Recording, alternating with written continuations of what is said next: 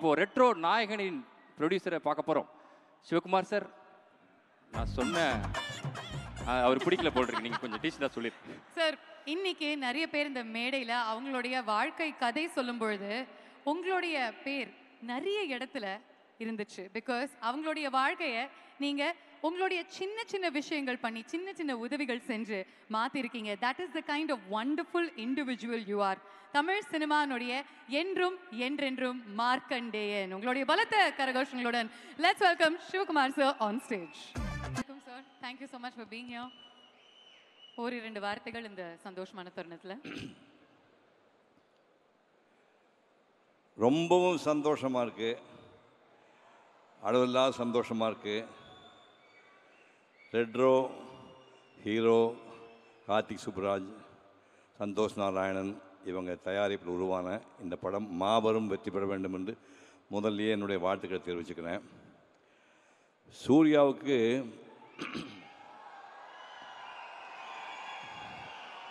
பதினேழு வயசு, send beads ஸ்கூலில் ஃபைனல் இயர் படிச்சுட்டு இருந்தார். இப்போ வீட்டுக்கு ஒரு ஜோதிடர் வந்தார், சொந்தக்காரர் தான், ஜோதிடர் வந்தார்.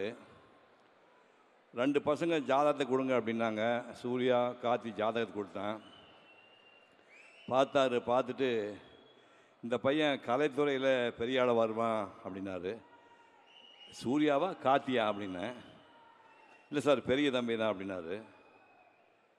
காலையிலேருந்து சாயங்காலம் வரைக்கும் 4 வார்த்தை தானே பேசுவான் அந்த பையன், அவன் கலைத்துறையில் வருவான்னு சொல்கிறீங்க.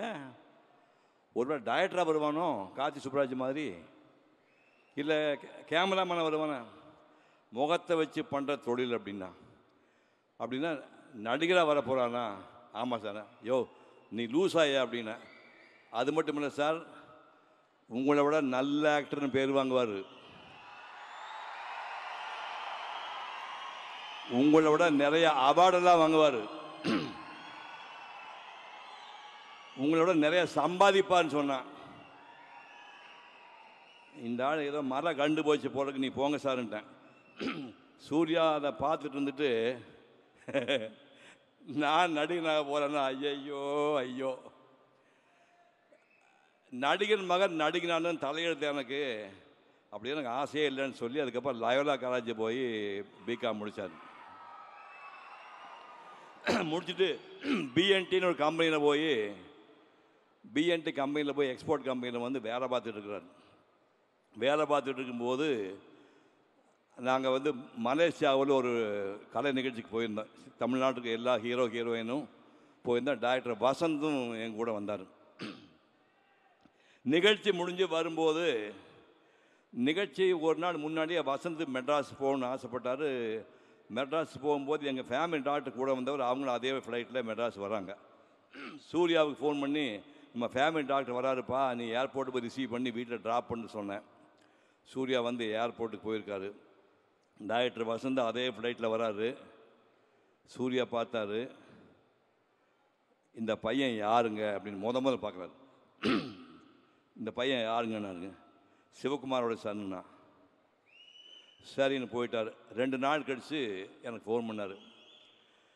சார், உங்கள் பையனுக்கு சினிமாவில் நடிக்க ஆசை இருக்கா சார் அப்படின்னாரு. சத்தியமாக ஆசை கிடையாது, சுத்தமாக ஆசை கிடையாது. அதனால ஒரு டெக்ஸ்டைல் கம்பெனியில் வந்து வேலை பார்த்துட்ருக்கிறாருண்ணா. நான் பேசி பார்க்கட்டுமா சார்னாரு. பேசி என்ன பிரயோஜனம், கண்டிப்பாக நடிக்க மாட்டான் அப்படின்னா. இல்லை சார், நான் நேரில் பேசி பார்க்கணும். ஒரு நாள் காலையில் 7 மணிக்கு அவர் கம்பெனி கிளம்புக்கு முன்னாடி வந்தார். 2 பேர்த்த அறிமுகப்படுத்தி வச்சேன். தம்பி, உனக்கு சினிமாவில் நடிக்கிறதுக்கு ஆசை இருக்கா? ஐயோ பயமாக இருக்கு சார். என்ன ஏன் பயம்?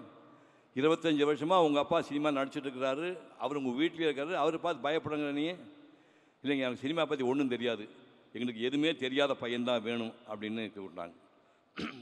3 நாள் யோசனை பண்ணார். ஒரு அட்டெம்ப்ட் பண்ணி பார்ப்போம், ஒர்க் அவுட் ஆச்சுன்னா பார்ப்போம், இல்லைன்னா பழையபடி கம்பெனிக்கே வந்துடலாம்னு சொன்னார். மேக்கப் டெஸ்ட்டுக்கு Mani Ratnam producer, Vasanth sir director, makeup டெஸ்ட்டுக்கு கூட்டிகிட்டு போகிறாங்க அந்த பையனை. நான் ஃபோன் பண்ணி மணிரத்னகிட்ட பேசினேன். சார், சிவகுமார் பையன்னு நீங்கள் ரொம்ப கற்பனையெல்லாம் பண்ணி எதிர்பார்த்துடாதீங்க. சினிமா பற்றி எதுவுமே அவனுக்கு தெரியாது. அவன் 22 வயசு வரைக்கும் மெட்ராஸ் கூட என் ஷூட்டிங் எதையுமே பார்த்ததில்ல. நல்லா ஞாபகம் வச்சுங்க, மெட்ராஸில் என் ஷூட்டிங் சூர்யா பார்த்ததே கிடையாது. நீங்கள் மேக்கப் டெஸ்ட் பண்ணி பார்த்து ரொம்ப எதிர்பார்த்தேன் சார், உங்கள் பையன் ஏமாற்றிட்டான் சாரி அப்படின்னு திருப்பி அனுப்பி ரிஜெக்ட் பண்ணிங்கன்னா அவன் லைஃப் வீணாக போடு, இப்போவே அனுப்பிடுங்கண்ணே. We have 200% confidence in him, will take care of him அப்படின்னு சொல்லி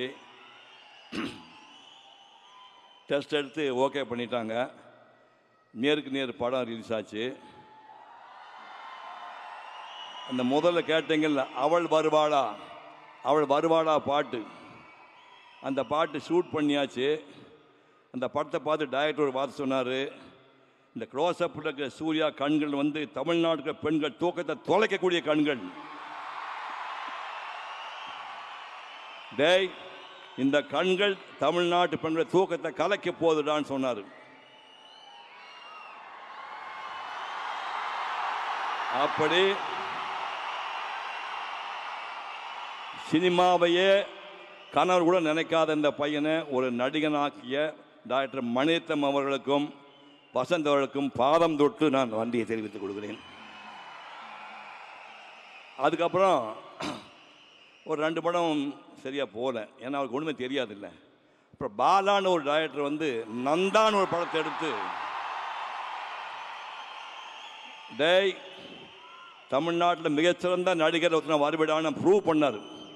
அந்த பாலாவுக்கு இப்போது நான் நன்றி தெரிவிக்கிறேன்.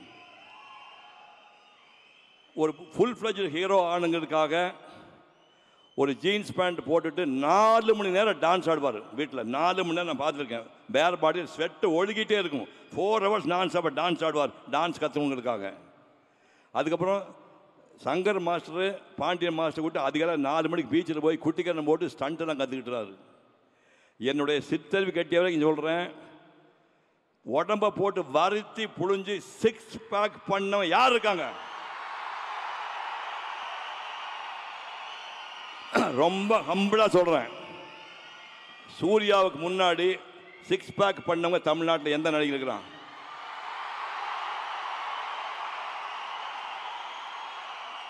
இல்லை, அதுக்கு அப்புறம் யாரா பண்ணியிருக்காங்களா?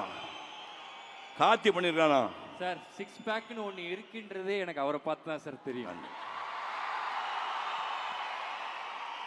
பட் அந்த மாதிரி உடம்பை போட்டு வளர்த்துறது தப்புன்னு அதுக்கப்புறம் இவர் எச்சரிக்கை பண்ணார். இந்த மாதிரியெல்லாம் பண்ணி இப்போ 28 வருஷம் ஆகுது. இவர் ஒரு மகத்தான் நடிகனாக உருவாக்கி அத்தனை டைரக்டர்களுக்கும், கார்த்தி சுப்ராஜ் உட்பட அத்தனை தயாரிப்பாளர்களுக்கும் மனப்பூர்வமான நன்றியை தெரிவிக்கின்றேன். இந்த ரெட் ரோஸ் படம் மாபெரும் வெற்றி பெற உங்கள் பேராதரவு வேண்டும் என்று கேட்டு விடைபெறுகின்றேன். நன்றி, வணக்கம். Thank you sir. அப்படியே நீங்க கொஞ்சம் நிக்கணும் அங்க, பிகாஸ் கார்த்திக் சுப்பராஜ் அவர்களுடைய அப்பாக்கும் இந்த ரெட்ரோ படம் ரொம்பவே ஸ்பெஷல். கஜராஜ் சார், உங்களை அன்புடன் மேடைக்கு அழைக்கின்றோம். உங்க வீட்டில் ஒரு நடிகர் இருக்காரா? வாயா வாயா. ஒரு படம் இல்ல சார், இது அவருடைய 100வது படம். ரெட்ரோ அப்படிங்கிறது கஜராஜ் சார்னுடைய 100வது படம். இது என்ன ஆச்சரியமா இருக்குன்னா, என்ன ஆச்சரியம்னா, இவர் 100 படத்தில் நடிச்சாங்க எனக்கு சுத்தமாகவே தெரியாது. நான் 20 வருஷமா சினிமாவே பார்க்கல. எனக்கு தெரியாம இந்த அம்மா நடிச்சிருக்கிறாரு. 100 படமாக ஆயிடுச்சுன்னா ஷாக்கிங்கா இருக்குயா. Century போட்டுட்டாரு sir. 100 படங்களை நடிச்சதுக்காகவும் இப்படி அற்புதமான ஒரு மகனை பெற்று இயக்குனராகிறதுக்காகவும் உங்களுக்கு மனப்பூர்வமான வாழ்த்துக்களை தெரிவித்து இந்த பரிசு கொடுக்கின்றேன்.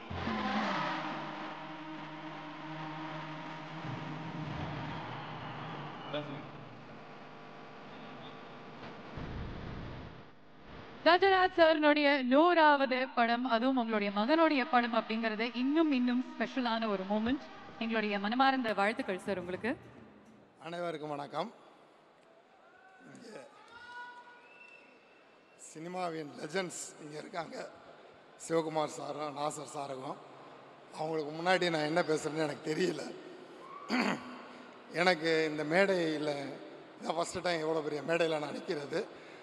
அதற்கு என்னை பெற்ற இறைவனாகிய எங்கள் அம்மா அப்பாவிற்கு நன்றி தெரிவிச்சுக்கிறேன். அவங்க தான் எனக்கு முதல் கடவுள். எங்கள் அம்மா அப்பா தான் எனக்கு முதல் கடவுள். அவங்களுக்கு நன்றியை தெரிவிச்சுக்கிறேன். அடுத்து நான் இந்த 100 படம் நடிக்கிறதுக்கு எனக்கு முதல் படத்தில் வாய்ப்பு கொடுத்த என் மகன் கார்த்திக் சுப்பராஜுக்கு நன்றி தெரிவிக்கிறேன். முதல் படம் பீஸா, 100வது படம் ரெட்ரோ. ஆமாம், இந்த ரெட்ரோவில் எனக்கு என்ன ஸ்பெஷல்னா,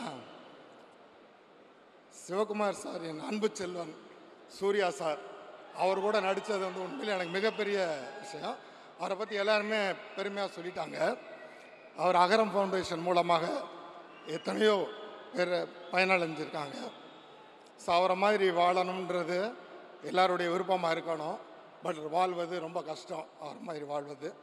அவர் கூட நடித்தது எனக்கு மிக பெருமையாக இருக்குது. அவருக்கு வாய்ப்பு கொடுத்த கார்த்திக் சுப்பராஜ் என் பையனுக்கு மீண்டும் ஒரு முறை நன்றி தெரிவிச்சுக்கிறேன்.